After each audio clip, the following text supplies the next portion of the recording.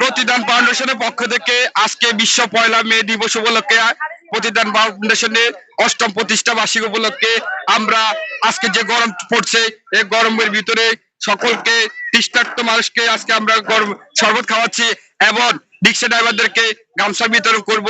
আর আমরা প্রতিদান ফাউন্ডেশন অরাজনৈতিক একটি সংগঠন, সেই সংগঠনে আমাদের মূল লক্ষ্য হচ্ছে শান্তি, সেবা, মানবতা। এই 3টা থিম নিয়ে আমরা কাজ করে থাকি। ভবিষ্যতে আমরা সবসময় এভাবে কাজ করে উন্নয়নমূলক কাজ করে থাকি।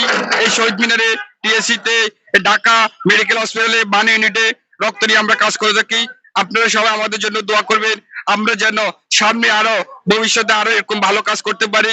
শুধু গরমে আমরা শরবত খাওয়াচ্ছি তাই না, শীতকালে আমরা বিভিন্ন প্রত্যন্ত বিভিন্ন মফস্বল এলাকা যায় কম্বল বিতরণ করে থাকি এবং ঢাকা বান ইউনিটে, ঢাকা মেডিকেলে যাদের জরুরিভাবে রক্ত প্রয়োজন আমরা রক্ত দিয়ে থাকি এবং শিক্ষা সামগ্রী দিয়ে থাকি এবং আজকে আমরা শরবত খাওয়াচ্ছি। আপনারা সবাই আমাদের জন্য দোয়া করবেন।